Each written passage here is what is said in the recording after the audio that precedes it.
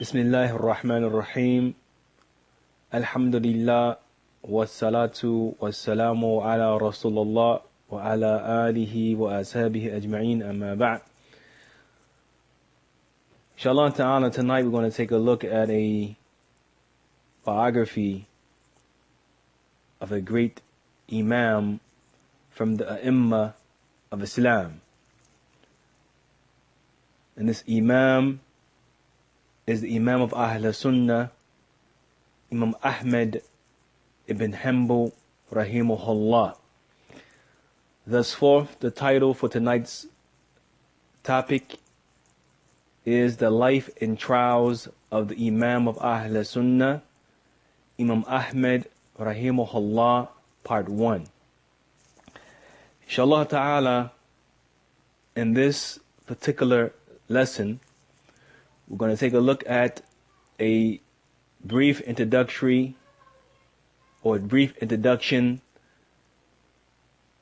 and brief overview of the birth of this great Imam, his scholars, those who narrated from him, his travels, his great memory, his description and how he looked, as well as what is said about him from the A'immah of Islam. This great Imam, Imaam Ahmad rahimahullah, he has some well-known books such as Al-Musnad and Araddu ala Zanadiqa wal-Jahmiyyah. And of course, one of the most famous amongst all of us, Usul Sunnah. And this was the book that led me to understand or to embrace this da'wah, a da'wah salafiyya. So in other words, this great Imam, the Shaykh, I consider him to be my Shaykh. It was his kalam that led me to the haqq. When I opened that tremendous book and it said, أصول السنة عندنا التمسك بما كان عليه أصحاب رسول الله واقتداء بهم إلى الآخر كلامه. Just as Sheikh Shanqiti rahimahullah, one of the great Imams and teachers of Sheikh Riviera ibn Hadi Madkhili hafidhahullah from the area of Mauritania, as Sheikh ibn Baz rahimahullah gave him the Majmu' Fatawa of Ibn Taymiyyah, and Shaykh Shanqiti rahimahullah, he said that he made i'tikaf with that for 1 month, and it was that convinced him to accept a da'wah salafiyya. So before we talk about this great Imam, we have to make some introductory remarks. Because he is from the A'immah, the scholars, and he is the Imam of Ahlus Sunnah. So we have to look at what's important about the scholars, what Allah subhanahu wa ta'ala and His Messenger sallallahu alayhi wa sallam mentioned about the scholars. Because before we look at his life in detail, which we're going to talk about in part 2, the mihna, the trial he went through, as relates to the Jahmiyyah saying the Qur'an is created. And we know from the belief of Ahlus Sunnati wal Jama'ah is that the Qur'an kalam Allah wa laysa makhluq. So we have to look at this,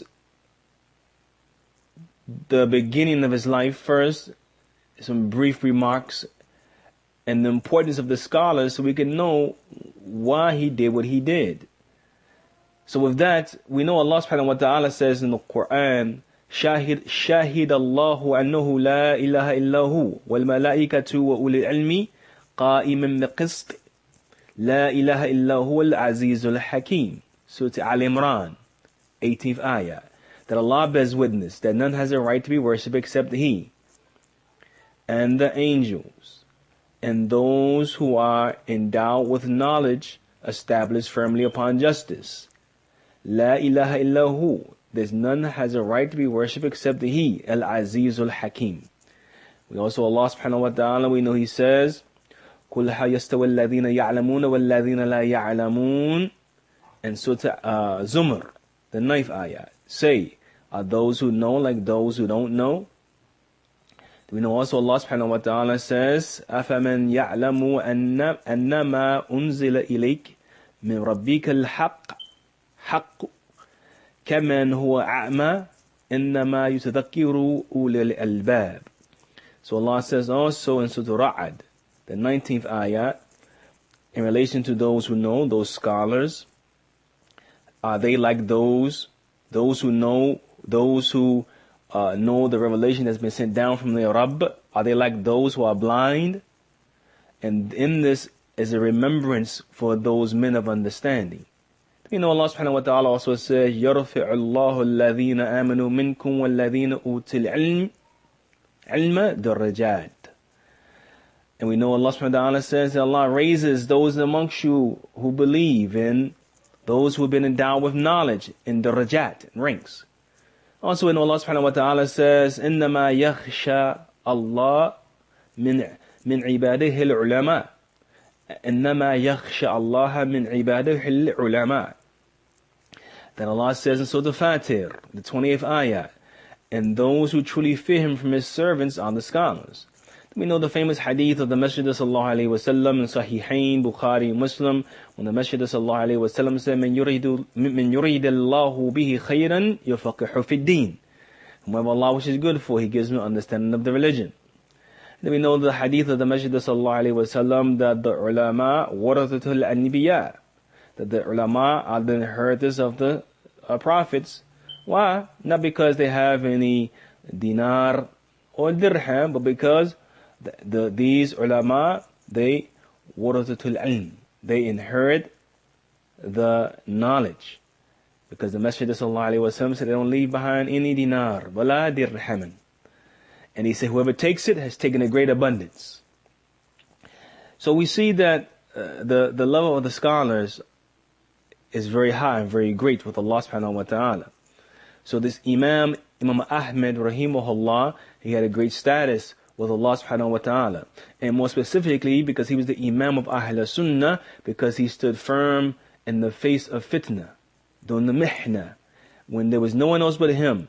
This gives him a greater status, as we will see in the second part of this series. But nonetheless, أنه إمام أهل السنة والجماعة شيخ الإسلام أحمد ibn Muhammad ibn Hanbal al-Dhuhayli al-Shaybani al-Marwazi ثم al-Baghdadi, that he is the Imam of Ahl Sunnah, the Shaykh of Islam, Ahmad ibn Muhammad ibn Hanbal al-Dhuhayli al-Shaybani al-Marwazi ثم al-Baghdadi. And his kunya was Abu Abdullah. This great Imam was well known. And we're taken from Siyar A'lam al-Nubala, from Imam Zahabi, and I abbreviated the lineage because he brings a plethora of people who's related to Imam Ahmad rahimahullah. So due to brevity of time or the lack of time, we want to shortcut it. Just like with his shuyukh. In his musnad, he narrated from over 280 scholars. But here we have to summarize due to the time. So as it relates to his upbringing, Imam Ahmad rahimahullah, he was born an orphan, as Imam Zahabi said, وَرُبِّيَ Ahmad yatiman, that he was born an orphan. He was born an orphan. His father Muhammad rahimahullah died when he was young. And as some ulama mentioned, he did not meet his father. As it relates to his birth, the month in which he was born in, his son Salih, he said, قَالَ لِي أَبِي, my father said to me that I was born في ربيع الأول سنة 64 ومئة, that he was born in Rabi al-Awwal and 164 after the Hijrah. And he said to me, فَمَاتْ أَبُوهُ شَابٍ, his father had died when he was young.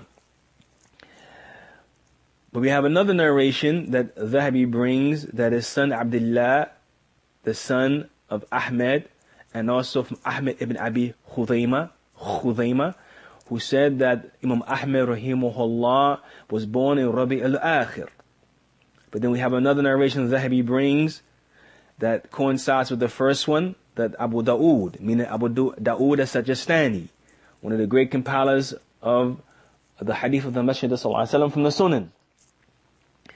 He said that he heard سمعت يعقوب الدوراقي say that he heard Ahmad, سمعت Ahmad يقول, Ahmad say that he was born in the month of Rabi al-Awwal, in the month of Rabi al-Awwal, in the year 40 و60 و100, 164 after the Hijrah.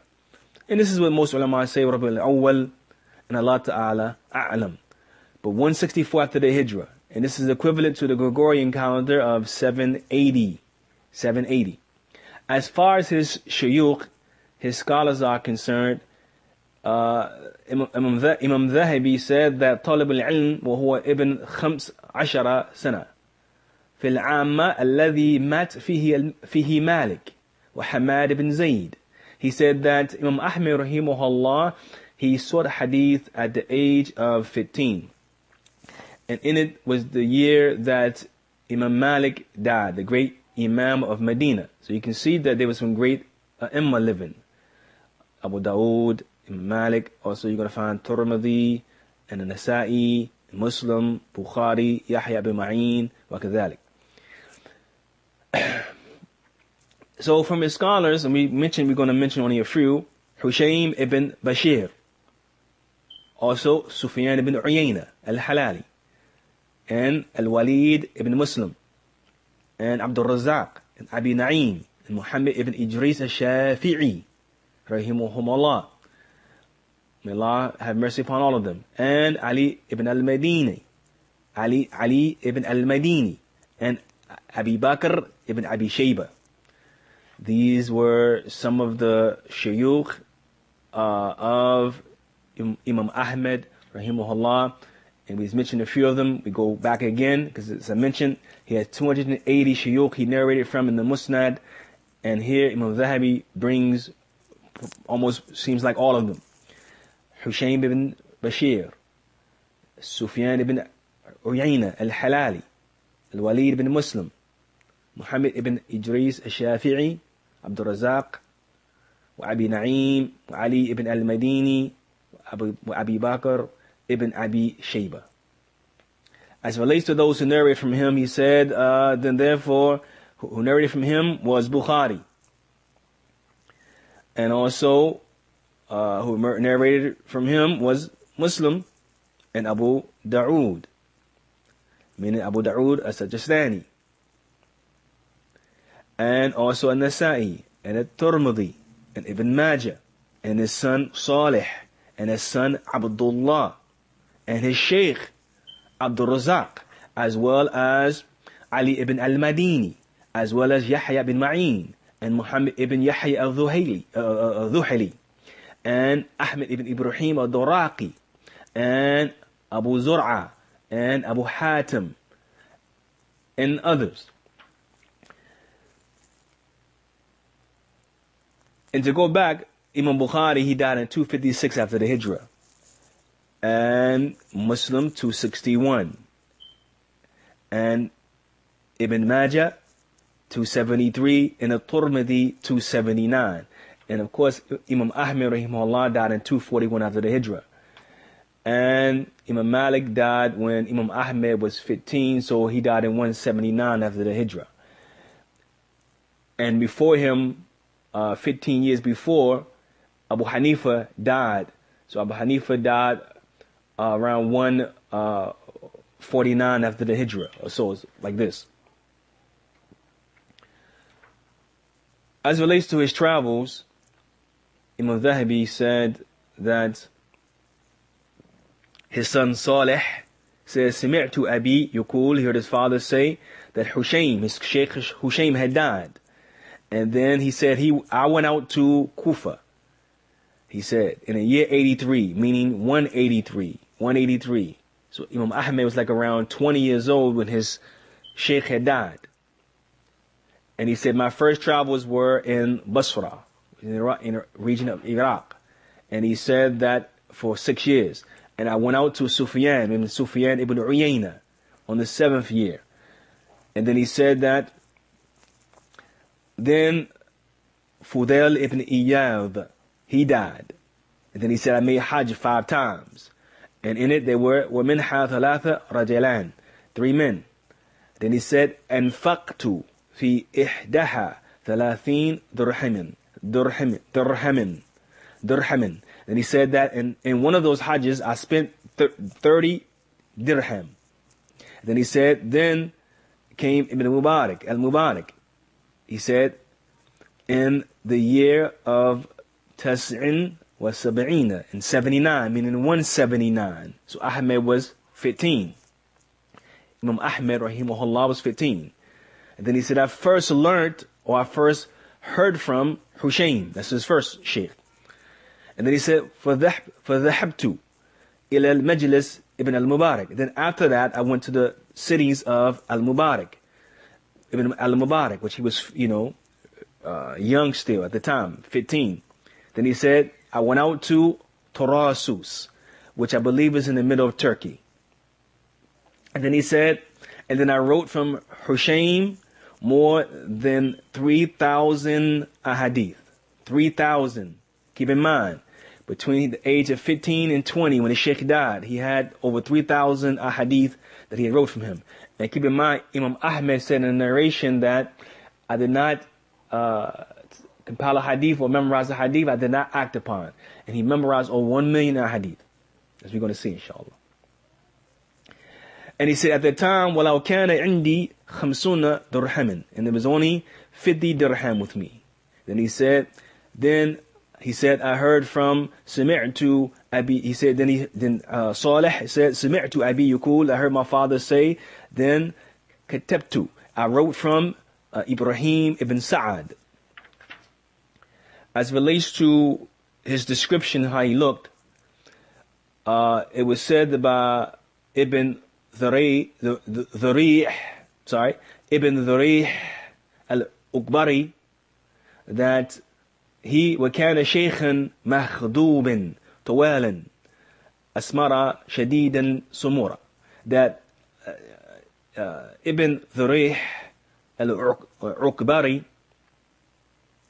he said that Imam Ahmad rahimahullah was very tall and severely tanned. And also it's reported that Muhammad ibn Abbas, the grammarian, said that I saw Ahmad ibn Hanbal and he had a handsome face. رأيت Ahmad ibn Hanbal حسن الوجه. And then also it said he had black hairs in his lihya, in his beard.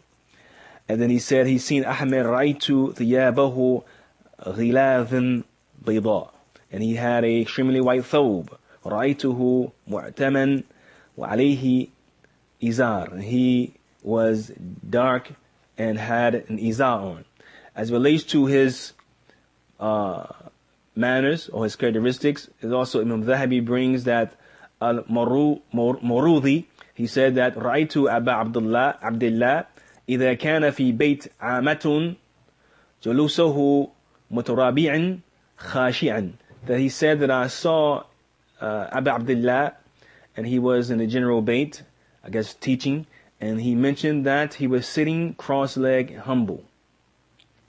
As it relates to his hifz, his memorization, he said, Salih, the son of Ahmad, from his father, that he said that Mat Hushaym, that his Sheikh Hushaym had died. Wa ana ibnu Ashreen sana, and I was 20 years old. And he said, I memorized from him. He said, Ma sami'tu minhu, what I heard from him. So at that time, remember, he memorized 3,000 hadith from him. Also, as it relates to his hifz, it was asked to Abu Zur'a, one of his shuyukh, who has memorized more, you or Ahmed. He said, Bel Ahmed. Rather, Ahmed has. So his own sheikh said that Ahmed has memorized more than me. As it relates to his journey, he said that Salih said that سمعت Abi Yaqul, that I heard from my father, he said that I went out to Kufa. And he said that, and when he went out to Kufa, which is in the region of Iraq, that he had his head on a brick, meaning that this is how he lived, and as a student of knowledge. It was not an easy road. Like Sheikh Muqbil rahimahullah, it was said that he used to keep bread in a hole in the wall. And when he go back to eat it, when he saved some of it, he would find spiders and dust and dirt on it, and he would wipe the spiders off and the dust and dirt off, and he would eat it. And sometimes he didn't have anything. And this is the life of the tulab, of the student, the students. The talib is going to have a rough road. It's not going to be easy. As we see in the life of Sheikh Muqbil, rahimahullah, especially there in the Maj, and in other places where you find the students having hardships along the way. So Imaam Ahmad, he said that his head was upon a brick. And he said, then I made hajj. And he says, then I'd return back illa ummi, to my mother, and did not seek her permission. As relates to his family life, his marrying is, Imam Ahmad, Hanbal said, which is, I believe, his cousin, Ishaq, he says, سمعت Aba Abdullah, that he said that I married وأنا ابن 40 سنة فرزق الله خيرا كثيرا. He said that I married and I was 40 years old and Allah had blessed me immensely. And it was said by the shayukh that Imam Ahmad rahimahullah, I believe, if I remember correctly, he was married for 20 years and he didn't have one dispute with his wife in those 20 years. Something to this effect. So, as we see, this great Imam, rahimahullah, Allah had blessed him in his ilm, in his knowledge, blessed him in his marriage, blessed him in his status. As it relates to, from the last part we're going to cover, inshallah ta'ala, in this introductory series of the life and trials of the Imam of Ahlus Sunnah, Imam Ahmad rahimahullah, we're going to cover ma yuqal anhu, what is said about him. Imam Zahabi rahimahullah, he brings a statement from a man. He didn't mention the man, but he said a man mentioned ma ra'aytu ahadin a'lam بفقه ما رأيت أحدا أعلم بفقه الحديث ومعانيه من أحمد. He said that a man said, I have not seen anyone more knowledgeable in the fiqh of hadith and its understanding than Ahmad, than Ahmad. Also, he brings a statement from Yahya ibn Adam that ends with him. It says, يقول Ahmad ibn Hanbal imamuna, that Ahmad ibn Hanbal rahimahullah, he is our imam. Also, he brings a statement in relation to Imam Ahmad, what they say about him, from Amr ibn al-Abbas, where he said that سمعت Abdul Rahman ibn Mahdi, that I heard Abdul Rahman ibn Mahdi mention ashab al-hadith, people hadith. And then he said the most knowledgeable of them, أعلمهم, the most knowledgeable of them بحديث الثوري, in the hadith of Imam Thawri, meaning Sufyan al-Thawri, is Ahmad ibn Hanbal. Once again, Amr ibn al-Abbas, and forgive me for my tangled tongue, my speech impediment, my stuttering. Amr ibn al-Abbas, he says, سمعت Abdul Rahman ibn Mahdi. I heard Abdul Rahman ibn Mahdi say, he mentioned the people of hadith, and then he said the most knowledgeable of them with the hadith of Thawri is Ahmad ibn Hanbal, rahimahullah. And then he also brings a narration that ends with Yahya al-Qattan, where he said that there's not proceeded upon us anyone similar to these two men, Ahmed and Yahya ibn Ma'in. And he said, and there's not proceeded upon us one who's more beloved in Baghdad than Ahmed ibn Hanbal, rahimahullah. Also, he brings a narration that says from Abbas al-Dawri, where he says, عندنا أحمد بن حنبل ويحيى بن معين وأبو خذيمة ومعيتي وكذلك. He mentioned that that's with us is Ahmed ibn Hanbal and Yahya ibn Ma'in and Abu Khudayma and others. And then he also mentions Abu Asim. And he said, then he mentioned a group from the people,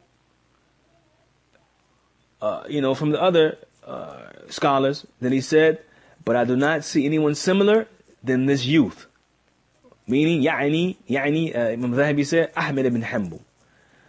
Ahmed ibn Hanbal. He was a young man. Keep this in mind. Young man. Then he brings another narration that it mentions that there's no one like in the two cities, meaning Basra and Kufa, that is more honorable than Ahmed ibn Hanbal. And then inshallah ta'ala we're going to close it up with maybe one or two statements. He brings another statement that ends with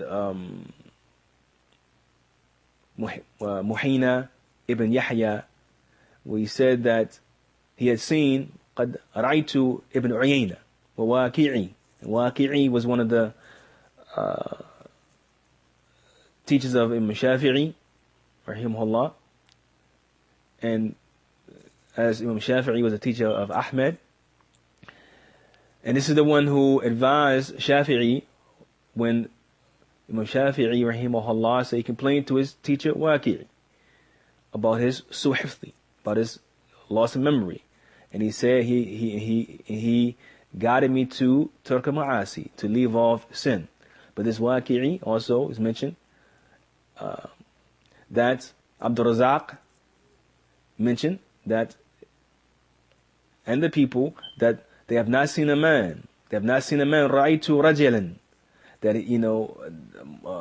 more than Ahmed in his knowledge, ilmuhu, and his zuhud, his abstinence from the dunya, and his piety.